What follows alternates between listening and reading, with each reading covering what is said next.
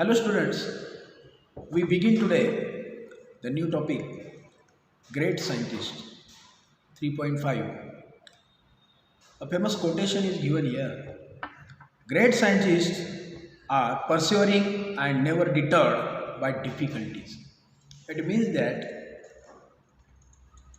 scientists face problems in their life but they never give up. They just try and do countless efforts in their life until something gain. They never stop, not frustrated, and working is continuous. After doing all efforts, they got success. And nobody can become successful without efforts, better doing, or the uh, actions. Only speaking is a different thing, and doing actions is a different thing. So, these people become successful because what they speak, they implement or they got all these things into actions. In this topic also, the title is Great Scientist. The author try to give explanation about a great scientist, Michael Faraday, or the mentor of Michael Faraday, Humphrey Davy. How Michael Faraday gets inspiration from Humphrey Davy, how he works. Though he is a poor, his family background is poor, no money, no education, and forcefully his mother get him out from this school, and he start with doing daily course for livelihood. Besides all these efforts, he became successful.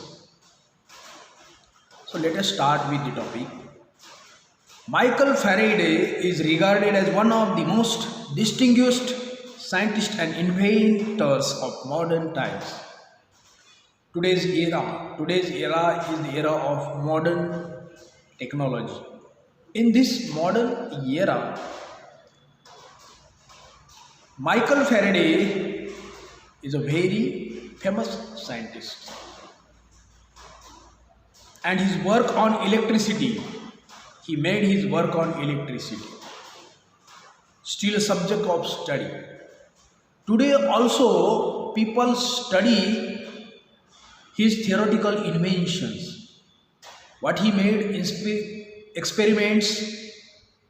These experiments are related to today's time.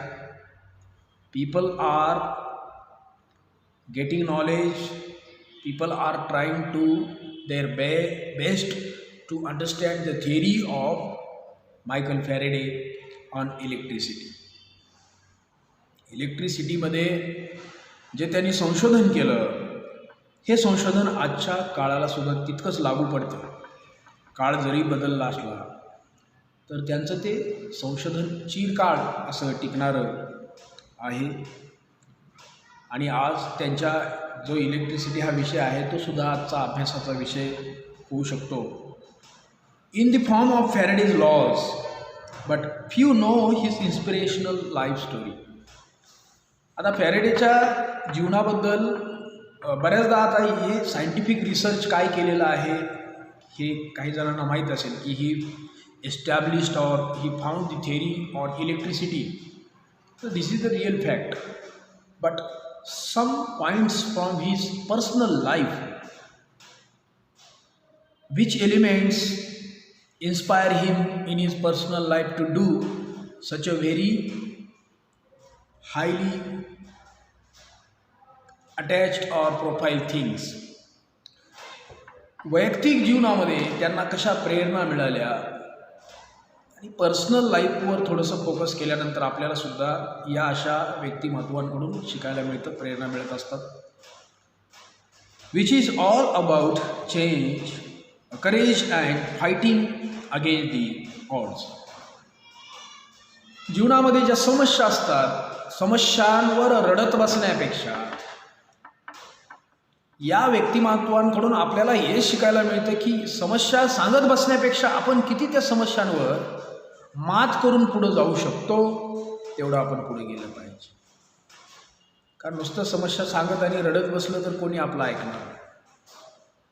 त्या समस्यावर आपण मात केली पाहिजे. संकट प्रत्येकाच्या जीवनामध्ये आहेत. There are lot of troubles in everybody's life, but keep all these troubles aside. हे ट्रबल्स बाजूला ठेवा. Difficulties are in the lives of everybody. प्रत्येकाच्या जीवनामध्ये समस्या आहेत, डिफिकल्टीज आहेत. पण त्या difficulties, do not share all the difficulties and troubles with others because people laugh at you. Do something, do your actions. When you start to doing actions, then people attract you, then people consider you, then people understand you. These things happen. But you must make a plan to implement all these things. Michael Faraday was born into poverty-stricken family. Poverty-stricken family मध्ये अतिशय गरिबीत, दारिद्र्यात जन्माला आलेलं हे व्यक्तिमत्व Michael Faraday. आणि आपण भविष्यामध्ये काय व्हायचं, किती मोठं व्हायचं, सायंटिस्ट व्हायचं, तर असं कधीही कुणाच्या नशिबात वगैरे अशा काही गोष्टी लिहून ठेवलेल्या नसतात की हाच फक्त सायंटिस्ट होईल, हाच किंवा गरीब लोक सायंटिस्ट होणार नाही, असं काहीही नाही. ज्यांच्या परिस्थिती वाईट होत्या तेच लोक मोठे झालेले आहेत. ज्यांच्या परिस्थिती वाईट होत्या तेच लोक असे शास्त्रज्ञ वगैरे झालेले आहेत. आणि म्हणून आपल्या शिक्षणात, आपल्या करिअरमध्ये किंवा आपल्याला जे काही बनायचं आहे जीवनामध्ये, त्याच्यामध्ये गरिबी कधीही आडवी येत नाही. हे आपल्याला या लोकांची स्टोरी ज्यावेळेस आपण ऐकली किंवा समजून घेतली त्यावेळेस आपल्या लक्षात येतं. ही suffered from a speech defects as a child. आणि लहानपणापासूनच त्यांना एक प्रॉब्लेम होता, स्पीच डिफेक्ट, बोलण्याचा प्रॉब्लेम होता. थोडंसं बोबडेपणाने ते बोलायचे. He would pronounce rabbit as wabbit. Rabbit हा शब्द जर प्रनाउन्स करायचा असेल तर ते वॅबिट असं करायचं. त्यांना रॅबिट म्हणता येत नव्हतं. आणि ज्याला लहान वयामध्ये रॅबिट म्हणता येत नव्हतं, ही बिकेम सायंटिस्ट. किती मोठी गोष्ट आहे. ते वैज्ञानिक होतात, सायंटिस्ट होतात आणि आपल्याला सगळं जमतं, परंतु आपण या गोष्टी करत नाही किंवा आपल्यामध्ये जो इन्फेरियरिटी कॉम्प्लेक्स असतो किंवा न्यूनगंड असतो की मी काही करू शकत नाही, हा चुकीचा आहे.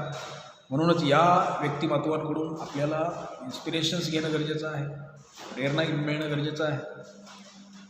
ही would pronounce rabbit. He could not even say his on name and would call himself फावडे. आणि त्याचं स्वतःचं नावसुद्धा ते प्रनाउन्स व्यवस्थित करू शकत नव्हते. फॅरेडे असेल तर ते फावडे असं म्हणायचे. म्हणजे एवढा त्यांना बोलण्याचा प्रॉब्लेम होता, स्पीच डिफेक्ट्स होता. Other children laughed at him and teachers did not help him either. आणि इतर मुलं त्यांच्यावरती हसायचे, कॉमेंट करायचे. इतर मुलं कॉमेंट करतातच. अशा पद्धतीनं जर बोललं गेलं तर मुलं बोलतात, कॉमेंट करतात. आणि शिक्षकांनी सुद्धा त्याच्याकडे दुर्लक्ष केलं, कसल्याही प्रकारची मदत केली नाही. Teachers also neglect Michael Faraday when he was a child.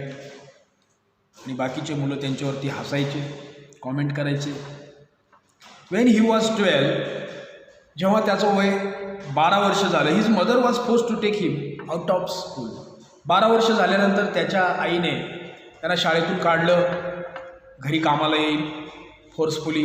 If he was interested in school, but his mother never stay him in the school, get out from this school, thus putting an end to his formal education. आणि अशा पद्धतीने औपचारिक शिक्षणाचा शेवट त्या ठिकाणी झालेला आहे. औपचारिक शिक्षण जवळजवळ संपलेलं आहे. At 13, however, he started working with a bookbinder, binding hundreds of books during the day and staying up all night to read them. आणि म्हणून मग छोटंसं काहीतरी आपल्या घरी आईला मदत करावी म्हणून त्यांनी एका बुक बाइंडिंगच्या दुकानात काम करायचं ठरवलं. ते काम करायला लागले. दिवसभर 100वर असे पुस्तकं बाइंडिंग करायचे आणि रात्री जे बाइंडिंग केलेले पुस्तक आहे ते रात्रभर वाचून काढायचे.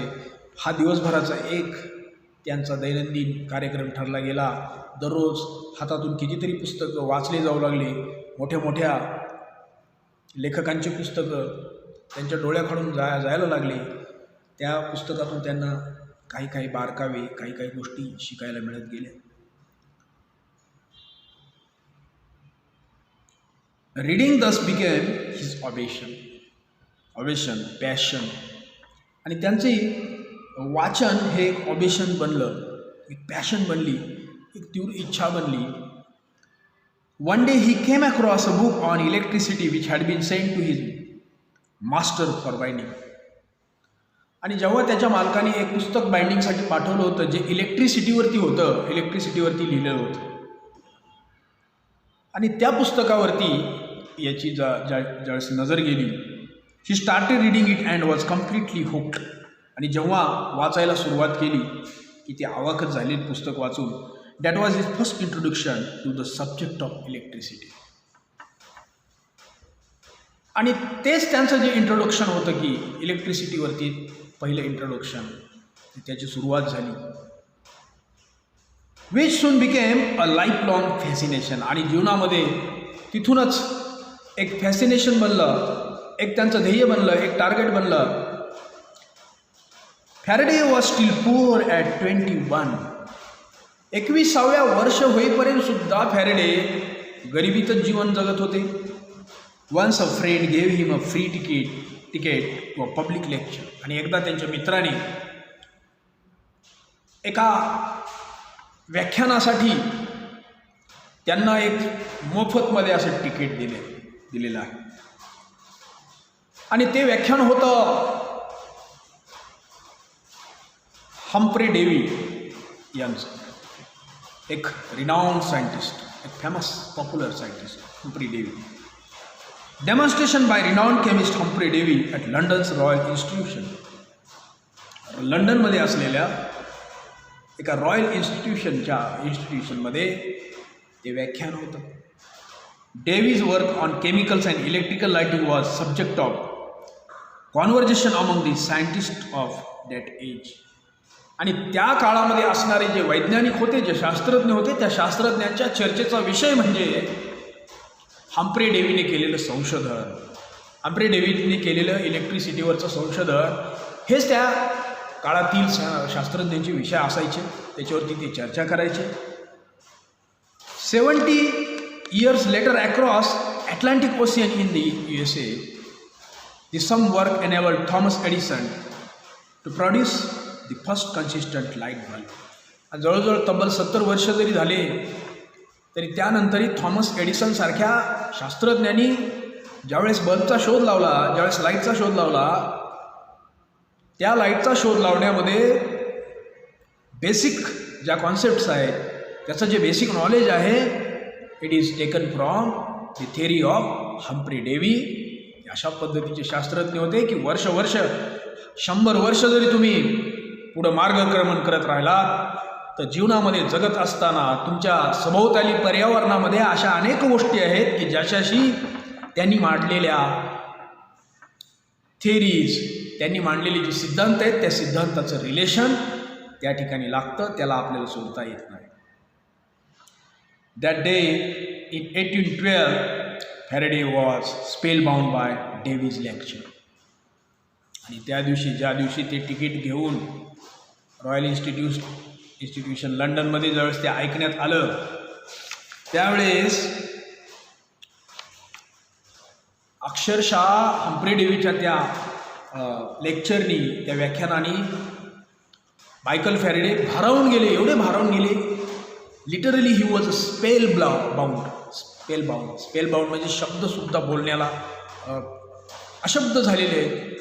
एवढं सुंदर व्याख्यान, एवढं हार्ट टचिंग व्याख्यान त्यांनी पहिल्यांदाच बहुतेक त्या ठिकाणी ऐकलं होतं. He kept taking notes about the mysterious force of electrical fluid. आणि त्या इलेक्ट्रिकल फ्लुइडचा जे काही रहस्यात्मक बाबी आहेत त्या रहस्यात्मक बाबींचे छोटे छोटे नोट्स काढायला त्यांनी सुरुवात केलेली आहे. ज्या लेक्चरच्या माध्यमातून त्या गोष्टी ऐकल्या त्याच्या त्यांनी एक सुंदर अशा नोट्स तयार केल्या.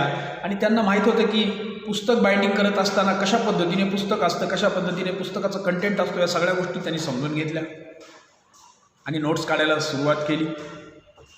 ही was so engrossed in the lecture that he forgot to upload with the rest of the crowd. Engrossed म्हणजे तल्लीन होणे, मग्न होणे. इतके मग्न होऊन, इतके तल्लीन होऊन ते पुस्तक वाचायला लागले की अक्षरशः तिथं भली मोठी गर्दी होती. That there was a big crowd. पण त्या भल्या मोठ्या गर्दीची सुद्धा जाणीव न होता अगदी स्वतःला सुद्धा विसरून एवढे तल्लीनतेने ते व्याख्यान त्यांनी ऐकलेलं होतं. When he went back his notes were so comprehensive that he bound them into a book, meaning to gift it to Devi someday. आणि त्या जे त्यांनी नोट्स काढल्या होत्या that was a very comprehensive, अतिशय कॉम्प्रिहेन्सिव्ह होत्या, अतिशय अभ्यासपूर्ण होत्या, सुटसुटीत होत्या. आणि एके दिवशी त्यांनी ठरवलं की एके दिवशी तरी मी याचं पुस्तक बनवून पुस्तक रूपाने हम्फ्री डेव्हीला ते भेट म्हणून ते देणार होते. म्हणजे अशा पद्धतीनं त्यांना त्यांनी गुरु मानलं होतं, मेंटर मानलं होतं. He consider him as a mentor. आणि ते पुस्तक ते त्यांना देणार होते. Faraday decided that day that he didn't just want to sell books, he want to be a great scientist. आणि त्याच दिवशी त्यांनी ठरवलं की फक्त आता इथून पुढं पुस्तकं विकायचे नाहीत, तर एक दिवस शास्त्रज्ञ व्हायचं. एक दिवस शास्त्रज्ञ व्हायचं, सायंटिस्ट व्हायचं आणि मोठं नाव कमवायचं. Good enough to write his own books. आणि स्वतःचे पुस्तकं लिहायचे आणि स्वतःचं पुस्तक लिहिण्यापुरती त्यांच्याकडे प्रेरणा आणि नॉलेज ते त्यांना मिळत गेलेलं होतं. आणि Davy became his role model. आणि डेव्ही हे त्याचं रोल मॉडेल होतं. आणि म्हणून जीवनामध्ये, आपल्या जीवनामध्ये सुद्धा आपले रोल मॉडेल अतिशय चांगले, अभ्यासपूर्ण, अतिशय मोठे मोठे व्यक्तिमत्व असणं गरजेचं आहे. आजकाल आपण खूपच काल्पनिक विश्वामध्ये जगतो. मोबाईल, टेलिव्हिजन, कम्प्युटर हे जे काही इंटरनेटची साधनं आहेत, माध्यमं आहेत, याच्यामुळं अतिशय आपण रियालिटीपासून दूर जातो. We are going away from reality. वास्तवापासून दूर जातो. आणि मोबाईलच्या माध्यमातून, चित्रपटाच्या माध्यमातून जे काय आपल्याला दाखवलं जातं तेच आपले रोल मॉडेल बनतात. ही सगळ्यात मोठी चूक आहे. This is a very big mistake in our life. आपल्या जीवनामध्ये सर्वात मोठी ही चूक आहे. रिअल हिरोज आपण सोडून देतो. हे सायंटिस्ट असतील, सीमेवरती रात्रंदिवस आपल्या देशाचं रक्षण करत असणारे जवान असतील, हे खऱ्या अर्थाने आपले रोल मॉडेल्स आहेत, असलेच पाहिजे. कुठल्याही चित्रपटातला एखादा हिरो हा आपला रोल मॉडेल नसला पाहिजे किंवा तो नसतोच. आणि जर अशा व्यक्ती आपल्या जीवनामध्ये रोल मॉडेल असतील तर आपण सुद्धा यांच्याकडून प्रेरणा घेऊ शकतो. अब्दुल कलाम साहेब आपले रोल मॉडेल असले पाहिजे. बरेच असे सायंटिस्ट आहेत, किंवा सी व्ही रामन असतील, आर्यभट्ट असतील. काय केलं या माणसांनी? हे सगळे आपल्या देशातसुद्धा अनेक शास्त्रज्ञ जन्माला आले. हे आपले रोल मॉडेल्स असले पाहिजे. आणि म्हणून त्या दिवसापासून मायकल फॅरेडेचे रोल मॉडेल हम्फ्रे डेव्ही झालेले आहे. Davy become his role model. But there was a problem. पण तिथे एक समस्या होती, एक प्रॉब्लेम असा होता. He did not have the social status. त्यांना कसल्याही प्रकारचा सोशल स्टेटस नव्हता, दर्जा नव्हता, गरिबीमध्ये जन्माला आलेली, कुठली बरोबरी नव्हती, समाजात स्थान नव्हतं. आणि समाजात स्थान अगोदर नसल्यानंतर फार कठीण जातं की समाजामध्ये स्थान आपल्याला निर्माण करायचं असल्यास money or the education to pursue science. आणि सायन्समधून काहीतरी शिकायचं, शिक्षण घेण्यासाठी पैसे लागतात. आणि हे पैसे, हा सामाजिक दर्जा, हे स्टेटस कुठून आणायचं? It would be wonderful if Dewey becomes his mentor. आणि जर देवी त्यांचे गुरु झाले तर खूप चांगली गोष्ट होणार होती. परंतु देवी डिड नॉट ॲग्री इनिशियली. परंतु सुरुवातीला देवीसुद्धा सहमत झाले नाहीत स्वतः गुरु करून घेण्यासाठी. परंतु शिष्य जर शिकणारा असेल तर गुरुने कितीही समजा नाही म्हणू दे तर तो शिकतच असतो. पण अगोदर शिष्याला शिकण्याची तेवढी ईर्ष्या आणि इच्छा पाहिजे, आकांक्षा पाहिजे, पॅशन पाहिजे. गुरु द्रोणाचार्य हे सुद्धा एकलव्याला एक दिवस म्हटले होते की मी तुला शिकवू शकत नाही कारण तू पारध्याचा मुलगा आहे. त्यांच्या सोशल स्टेटसवरूनच बोलले होते ते सुद्धा. काळ जरी बदलला असला तर ते त्यावेळेसचं उदाहरण इथंसुद्धा लागू पडेल. पण तरीसुद्धा एकलव्य थांबला नाही. गुरु द्रोणाचार्यावर निष्ठा ठेवून त्यांचा पुतळा बांधून त्या पुतळ्याच्या समोर विद्या धारण केली, विद्या ग्रहण केली आणि एक दिवस सांगून दाखवलं की गुरुवर्य, तुम्ही जेवढे शिष्य तुमच्याकडे आहेत, तुम्ही मला जरी शिष्य मानलं नसेल तर तुमच्या या शिष्यांपैकी मी कधीही पुढचाच आहे, एक पाऊल पुढंच तुमच्या शिष्यापैकी आहे, अशी मी विद्या धारण केलेली. फक्त हे निष्ठेपायीच होऊ शकतं. आणि त्यांनी ती जशी निष्ठा ठेवली. आणि म्हणून आपण निराश कधीच व्हायचं नाही. Do not gate frustrate in life. आपण जीवनामध्ये निराश कधी झालं नाही पाहिजे. बऱ्याचदा आपण साध्या साध्या गोष्टीवरून निराश होतो. मला मोबाईलच मिळाला नाही, मला पुस्तकच नाही, मला पेनच नाही, मला वहीच नाही, मला दप्तरच नाही, माझ्याकडे पैसेच नाहीत, मला सोशल स्टेटस नाही किंवा माझ्याकडे चांगला युनिफॉर्मच नाही. हे सगळे कारणं आहेत. जेवढे लोक मोठे झाले या सगळ्या मोठ्या लोकांच्या परिस्थिती अशाच वाईट होत्या. परंतु त्यांनी कधी असं रडत बसलेले नाहीत. तर ते पुढं चालत गेले, आपलं काम करत राहिले, कष्ट करत राहिले, एफर्ट्स करत राहिले आणि म्हणून ते मोठे झाले.